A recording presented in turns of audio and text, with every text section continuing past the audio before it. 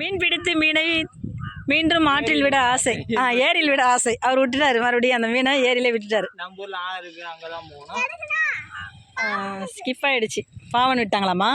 வாய்ப்பு இல்லை ராஜா, பாவம் பார்க்குற ஆளே கிடையாது. இந்த பக்கம் ஒரு தூண்டில் போயிட்டு இருக்குது பாருங்க. எங்கள் ஊர் ஏரியில் மீன் சூப்பராக இருக்கும்.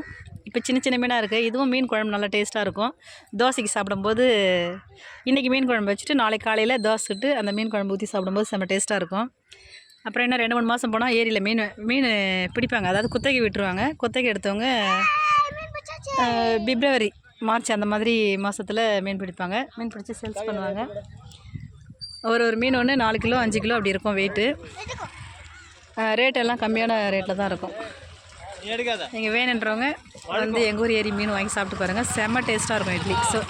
சாரி, மீன் வந்து செம்ம டேஸ்ட்டாக இருக்கும். சொல்லும் போதே நாக்கில் எச்சில் வருது. இங்கே ஒரு மீன் பாருங்கள், சிக்கிச்சு பாருங்கள் தூண்டில். அப்படியே செம்ம சூப்பராக இருக்குது. உடனே உடனே மீன் மாட்டிகிட்டே இருக்குது. நான் வந்து இப்போ ஒரு 1/2 hour பார்த்துட்ருக்கேன். உடனே இந்த தூண்டில் மீன் மாட்டிகிட்டே இருக்குது. மாட்டிடுச்சு, இது ஒரு மீன் மாட்டிடுச்சு. இது ஒரு குட்டி மீன் மாட்டியிருக்கு இப்போ. ஓ, இது ஒரு மீன் கிடச்சிச்சு, இது ஒரு மீன் கிடச்சிச்சு. இது கொஞ்சம் பெரிய மீனா? இது கொஞ்சம் பெரிய மீன். இந்த தடவை நான் விடுற மாதிரி கிடையாது. ஆமாம், இதோட 3வது டைமே பிடிச்சி விட்றீங்க. பார்த்து பத்திரமா எடுத்து பேக்கில் போடுங்க. என் ஃபோனை தூக்கி தண்ணியில் போட்டுறாதீங்க. அதுக்காக பயப்படலாம். பத்திரமா போடுங்க. போட்டார் பாருங்க. இந்த பையில் தான் இருக்குது பிடிச்ச மீன்லாம். அது தண்ணிக்குள்ளே விட்டுருக்காங்க. பேக் தண்ணிக்குள்ளே இருக்குது. அதை கட்டி காலில் வச்சு பிடிச்சிட்டு இருக்காங்க. பெருசாக ஒரு 5 கிலோவில் ஒரு மீன் வந்து மாட்டுச்சுன்னா அவர் உள்ளே விழுந்துருவார் மீன் பிடிக்கிறவர்.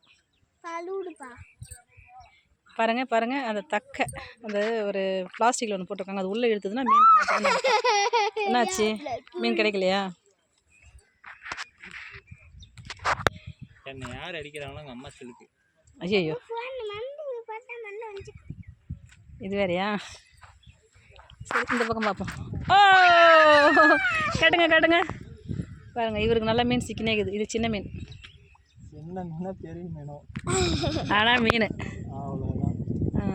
உங்களுக்கு போட்டி. அங்கே அந்த பக்கம் ஒருத்தர் வந்துட்டார். பாருங்க, இந்த தக்கை ப்ளூ கலரில் இருக்குது. இது வந்து உள்ளே போச்சுன்னா மீன் உள்ளே மாட்டிடும். மாட்டுச்சா? மாட்டலையா?